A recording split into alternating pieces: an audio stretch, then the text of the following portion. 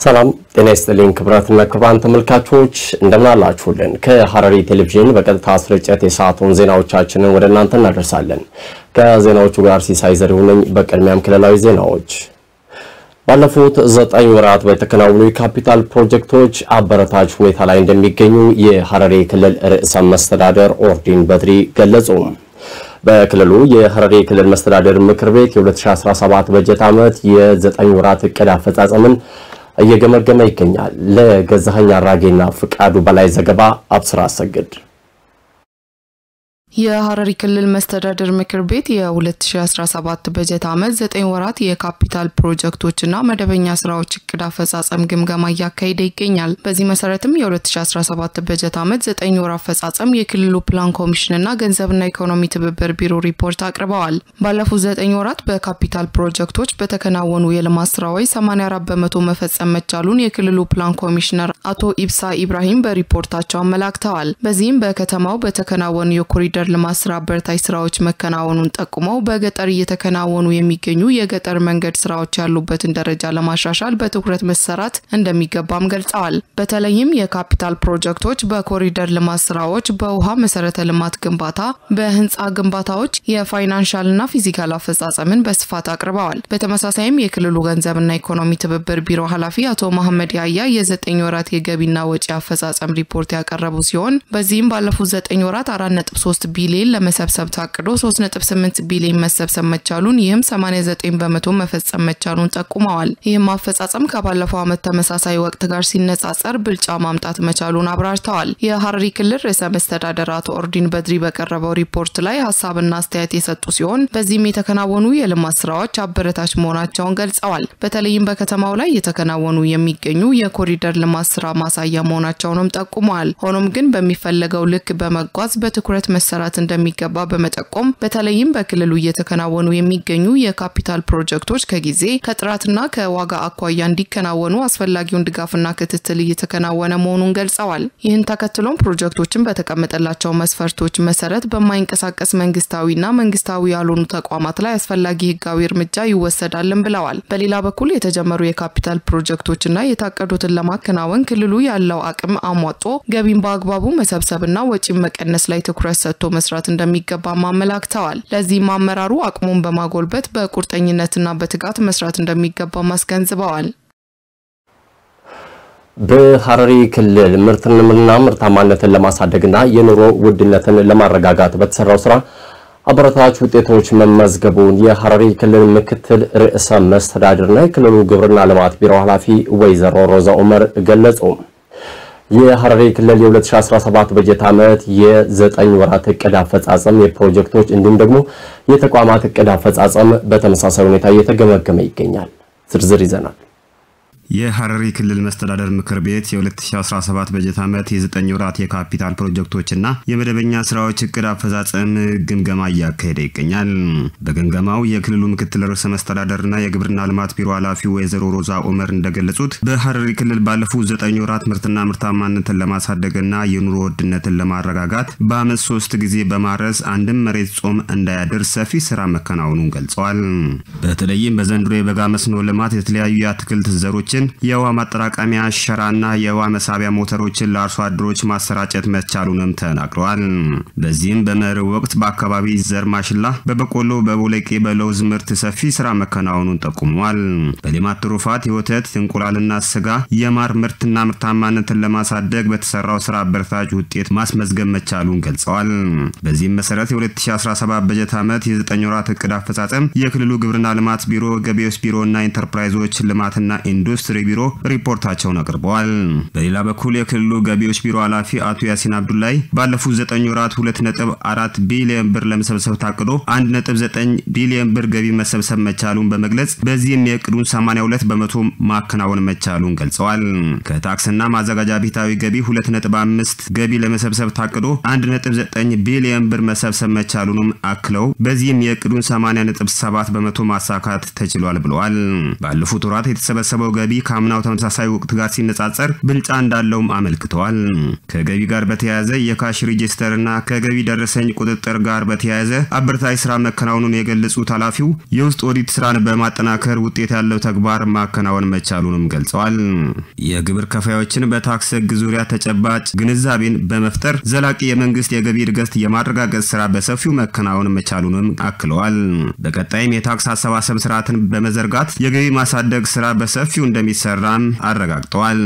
የክልሉ ኢንተርፕራይዞች ልማትና ኢንዱስትሪ ቢሮ ኃላፊ አቶ ኡስማን ዩሱፍ የተቋሙን የ9 ወራት እቅድ አፈጻጸም ባቀረቡበት ወቅት እንደገለጹት ባለፉት 9 ወራት በከተማና ገጠር ወረዳዎች ለዜጎች ቋሚ የስራ ዕድል ለመፍጠር ከታቀደው 7546 የስራ ዕድል ውስጥ 5724 ቋሚ የስራ ዕድል መፍጠር መቻሉን ተናግረው አፈጻጸሙም 81 በመቶ መሆኑን ገልጸዋል። ኢንቨስትመንትን ተደራሽ ከማድረግ አኳያም በክልሉ ከ2 ቢሊዮን ብር በላይ ካፒታል ላስመዘገቡ 67 ባለሀብቶች የኢንቨስትመንት ፍቃድ መሰጠቱንም አክለዋል።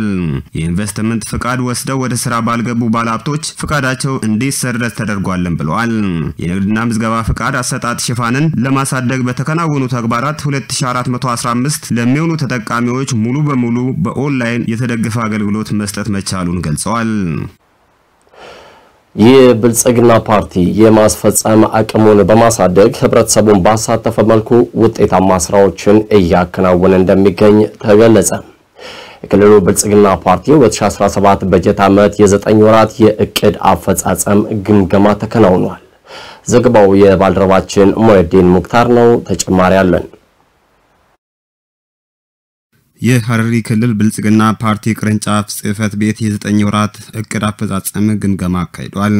የግምገማ መድረኩ ላይ የአፈጻጸም ሪፖርቱን ያቀረቡት የፓርቲው ቅርንጫፍ ጽህፈት ቤት የአቅም ግንባታ ዘርፍ ኃላፊ አቶ አብዱልማሊክ መሐመድ የአመራርና አባላትን ማስፈጸም አቅም በማጠናከር ህብረተሰቡን ባሳተፈ መልኩ ስኬታማ ስራዎች መሰራታቸውን ገልጸዋል። ፓርቲው የሚሰራቸውን ሁሉ በግልጽ በተጠያቂነትና በቁርጠኝነት የሚሰራ መሆኑን የገለጹት አቶ አብዱልማሊክ መሐመድ የፓርቲው ሀብትን በአግባቡም ልንጠቀምበት ይገባል ሲሉም ተናግረዋል። የህብረተሰቡንና የአባላቱን ግንዛቤ ማስጨበጥ ስራዎች ተጠናክረው የሚቀጥሉ መሆናቸውንም ገልጸዋል። የፓርቲው አባላት በቀረበው ሪፖርት ላይ የተወያዩ ሲሆን የቀረበው ሪፖርት ጊዜውን የጠበቀና በተሻለ ሁኔታ የተዘጋጀ መሆኑን አስተያየታቸውን ሰጥተዋል። መልካም አፈጻጸሞች ካላቸው ስራዎች መካከልም የኮሪደር ልማቱ ተጠቃሽ መሆኑን የገለጹት አቶ አብዱልማሊክ መሐመድ የበጎ ፍቃድ አገልግሎቶችን በርካታ የህብረተሰብ ችግሮችን ማቃለል ያስቻለ መሆኑን ገልጸዋል። 13ቱም ተቋማት የሚሰጡትን አገልግሎት በቴክኖሎጂ የተደገፈ ለማድረግ መሰራቱንም አመልክተዋል። በሁለተኛው የፓርቲ ጉባኤ ላይ የተላለፉ ውሳኔዎችና የተቀመጡ አቅጣጫዎች ዙሪያ በሁሉም ወረዳዎች ውይይት የተካሄደ መሆኑንና በሁሉም ሴክተር መስሪያ ቤቶች የወጣቶችና ሴቶች ክንፍን በማቋቋም ተጠቃሚነታቸውና ተሳታፊነታቸውን ለማረጋገጥ ሰፊ ጥረት እየተደረገ መሆኑንም በሪፖርቱ ተመላክቷል። በፓርቲውና በህዝብ መካከል ያለውን ግንኙነት ከማጠናከር አኳያም የተለያዩ ስራዎች መሰራታቸውን ገልጸዋል።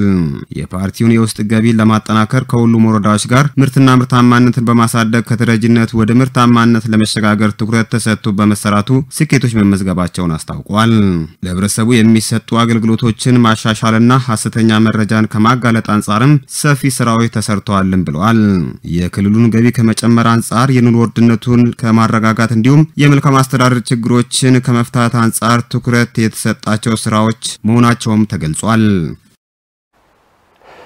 የሐረሪ ክልል ምክር ቤት ከጣሊያን የካላብሪያ ምክር ቤት ጋር የልምድ ልውውጥን አካሄዱ። በኢትዮጵያ ክልል በጣሊያን የኢትዮጵያ ኤምባሲ ባዘጋጀው ሁነት ላይ የሐረሪ ክልል ምክር ቤት አፈ ጉባኤ ሱልጣን አብዱሰላም የተመራ ልዑክ ከካላብሪያ የጣሊያን ክልል ምክር ቤት አፈ ጉባኤ ፕሬዝዳንት ዶክተር ፊሊፖ ማንኮሶ ልዑክ ጋር ተወያይተዋል። በካላብሪያ ክልል በብዝሃ ቋንቋ አጠቃቀም ረገድ ያለው የህግ ማዕቀፍና ሁለቱ ምክር ቤቶች የክልሉ ተሞክሮች ላይ ምክክር ተደርጓል። በሁለቱ ምክር ቤቶች በተለያዩ ዘርፎች በትብብር ለመስራትም ተስማምተዋል ተብሏል። በተጨማሪም የልዑካን ቡድኑ የካላብሪያ ክልል ምክር ቤትን እንዲሁም የተለያዩ ቅርሶችና የቱሪስት መዳረሻ ስፍራዎችንም ጎብኝቷል። ልዑኩ በጣሊያን ስራ ጉብኝት እያደረገ እንደሚገኝም በሮም የኢትዮጵያ ኤምባሲ መረጃ ያመለክታል። ብልጽግና ፓርቲ ስኬታማ የሆኑ ስራዎችን መስራት አጠናክሮ የሚያስቀጥል መሆኑን የሐረሪ ክልል ብልጽግና ፓርቲ ቅርንጫፍ ጽህፈት ቤት ምክትል ኃላፊ አቶ አብዱል ሐኪም ዑመር ገለጹ። ቅርንጫፍ ፓርቲው የተቋሙን የ9 ወር እቅድ አፈጻጸምም ግምገማ አካሂዷል። ተጨማሪ አለን።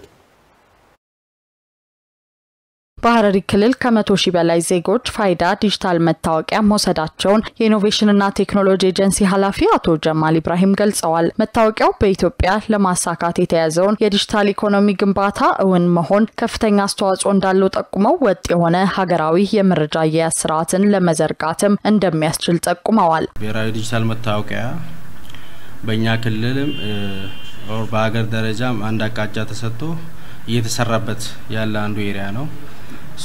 ይሄ ናሽናል አይዲን በእኛ ክልል የምዝገባ ሂደቱ ትልቅ ትሩፋቶችን ሜቢ ምርታዎችን ያገኘንበት ነው። ከዚህ በፊት ሜቢ ተደራሽነት አኳያ በኢትዮ ቴሌኮም እና በመንግስት መስሪያ ቤት ለምሳሌ በገቢዎች ባለስልጣን ነበረ ስራዎቹ ሲከናወኑ የነበሩት።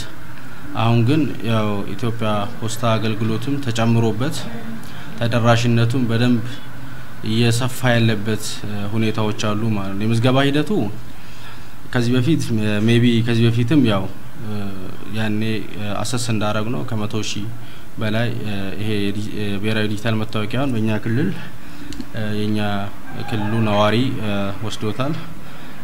ሜቢ አሁን ባለን ከረንት ዳታ ሜቢ ይሄ ስራ በኢትዮ ቴሌኮም በኩልም እየተመዘገቡ ነው ያሉት በምስራቁ ሪጅን።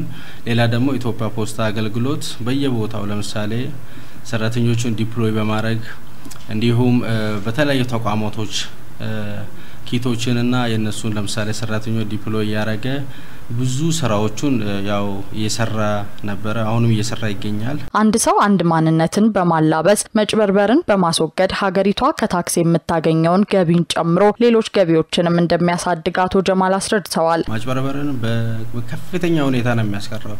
ለምሳሌ ከገቢዎች አንፃር ብንወስድ ከንግድ ልማት አኳያ ብንወስድ ለምሳሌ አንድ ሰው ለምሳሌ ንግድ የሚወስድ ከሆነ ከፋይዳ ጋር ኢንቴግሬትድ ነው።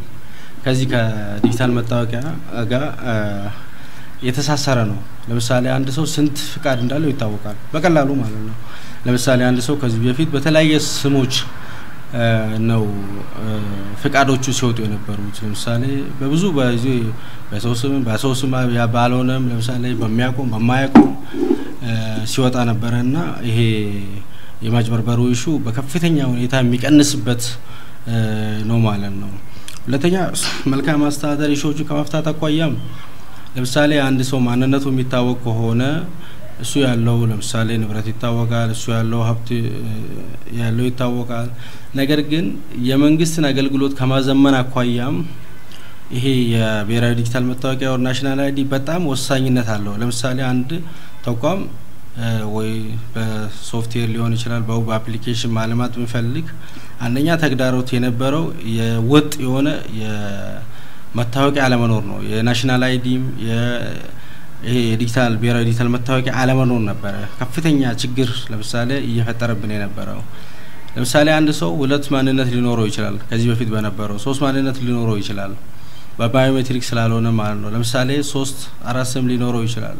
እንደ ክልል ከዚህ ቀደም በውስን ቦታዎች ይከናወን የነበረው የምዝገባ ሂደትም አሁን ላይ ለከተማና ለገጠሩ ማህበረሰብ የተለያዩ አማራጮችን በመዘርጋት እስከ ተቋማት ድረስ በመውረድ ጭምር እየተከናወነ መሆኑን ጠቁመዋል። የመታወቂያ ክፍያ በቴሌብርና በኢትዮጵያ ፖስታ በመፈጸም ከአዲስ አበባ ታትሞ የሚመጣ መሆኑን የጠቆሙት ኃላፊው በቀጣይ በሁሉም ክልሎችና በከተማ መስተዳድር የሚታተምበት ሂደት እንደሚዘረጋም ተናግረዋል። በአሁኑ ወቅትም በድሬዳዋ መስተዳድር መጀመሩን ጠቅሰው ህብረተሰቡ የታተመው ብሔራዊ መታወቂያቸው እጃቸው እስኪገባ የምዝገባ ሂደት እንዳጠናቀቁ በአጭር የጽሁፍ መልእክት በሚደርሳቸው መለያ ቁጥር በመጠቀም መታወቂያቸውን አውርደው ሶፍት ኮፒውን መጠቀም እንደሚችሉም አቶ ጀማል አስገንዝበዋል። በቀጣይ ጊዜያት በሀገሪቱ ማንኛውም አገልግሎት ለማግኘት ብሔራዊ መታወቂያ የሚጠየቅበት አግባብ መዘርጋቱ ስለማይቀር ህብረተሰቡ በጊዜ በመመዝገብ መታወቂያቸውን እንዲወስዱ አቶ ጀማል ጥሪ አቅርበዋል።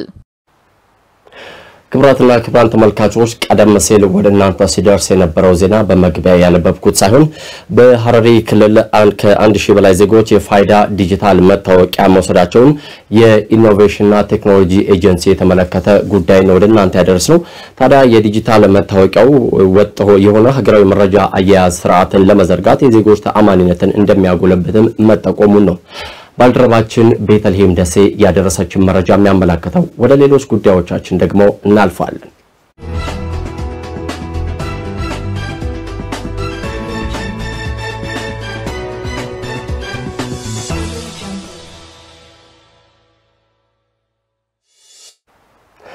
ተመልሰናል ተመልካቾች ይህ ሐረሪ ቴሌቪዥን ነው በቀጥታ ስርጭት ወደ እናንተ እየደረሱ የሚገኙት የሰዓቱ የአማርኛ ዜና ወጃዎቻችን እንደቀጠሉ ናቸው። አሁን ደግሞ ከሀገር አቀፍ ምንጮች ወዳገኘናቸው ወሬዎቻችን እናልፋለን። ዓለም አቀፉ የገንዘብ ተቋም IMF የኢትዮጵያን እድገትና ልማት ለመደገፍ አጋርነቱን አጠናክሮ እንደሚቀጥል የተቋሙ ዋና ዳይሬክተር ክሪስታሊና ጆርጂየቫ ገለጹ። በሌላ የሀገር አቀፍ ዜና ደግሞ በስራና ክህሎት ሚኒስቴር ዘርፍ የተገኙ ውጤቶችን ለማላቅ በትጋትና በፍጥነት ፈጠራን ማዕከል ባደረገ መልኩ ለመስራት ርብርብ ይደረጋል ሲል ተገልጿል። እነዚህና መሰል ሀገር አቀፍ ዘገባዎች ደግሞ በባልደረባችን ሌኒ ሽመልስ ይቀርባሉ። የዓለም አቀፉ የገንዘብ ተቋም IMF የኢትዮጵያን እድገትና ልማት ለመደገፍ አጋርነቱን አጠናክሮ እንደሚቀጥል የተቋሙ ዋና ዳይሬክተር ክሪስታሊና ጆርጂየቫ ገልጸዋል። የገንዘብ ሚኒስትሩ አቶ አህመድ ሽዴና የብሔራዊ ባንክ ገዢ አቶ ማሞ ምህረቱ ከIMF ዋና ዳይሬክተር ክሪስታሊና ጆርጂየቫ ጋር ውይይት አድርገዋል። ዋና ዳይሬክተሯ በኢትዮጵያ የኢኮኖሚ ማሻሻያ አጀንዳዎች ዙሪያ ውይይት ማድረጋቸውን በማህበራዊ ትስስር ገጻቸው አስታውቀዋል። በውይይቱም ተቋሙ ለኢትዮጵያ ልማትና እድገት የሚያደርገውን ድጋፍና አጋርነት አጠናክሮ እንደሚቀጥልም ዋና ዳይሬክተሯ ገልጸዋል።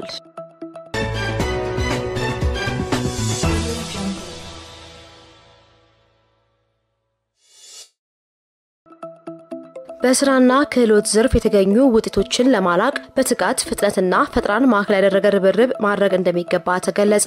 የስራና ክህሎት ሚኒስቴር አመራሮችና ሰራተኞች የተቋሙን የ9 ወራት የመንግስት እቅድ አፈጻጸም ላይ ተወያይተዋል። የስራና ክህሎት ሚኒስትር ሙፈሪያት ካሚል በመድረኩ የሀገር አቀፉን የ9 ወራት አፈጻጸምን ከዓለም አቀፍ ሁኔታ ከማክሮ ኢኮኖሚና ከሪፎርም አፈጻጸምና አዝማሚያዎች ጋር በማስተሳሰር በዘላቂ ልማታችን ላይ ያለውን እንድምታ አይተናል ብለዋል። በተደረገው ሁሉን አቀፍ ርብርብ ተስፋ ሰጪ ተጨባጭ ውጤቶች መመዝገቡን አመላክተዋል። በቀሪ ወራት በክህሎት ልማት፣ ስራ ዕድል ፈጠራና ሰላማዊ ኢንዱስትሪ ግንኙነትና የተቋም ግንባታ ጉዳዮች ላይ ፈጠራን ማዕከል ያደረገ ርብርብ ማድረግ እንደሚገባን ተግባብተናልም ነው ያሉት ሚኒስትሯ።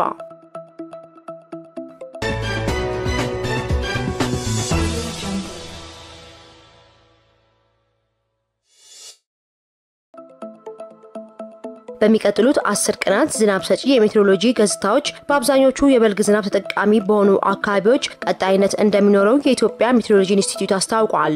ይሁን እንጂ አልፎ አልፎ ባሉት ቀናት ደረቅ የአየር ሁኔታዎች እንደሚኖሩም ጠቁመዋል። በተያያዘ መረጃ በደቡብ ምዕራብ፣ በምስራቅ እንዲሁም በስምጥ ሸለቆ የሀገሪቱ አካባቢዎች ላይ የደመና ሽፋን ይኖራቸዋልም ተብሏል። በመሆኑም በበልግ አብቃይ አካባቢዎች በርካታ ቦታዎቻቸውን የሚሸፍን ቀላል መጠን ያለው ዝናብ ያገኛሉ መባሉን ከኢንስቲትዩቱ የተገኘው መረጃ ያመለክታል።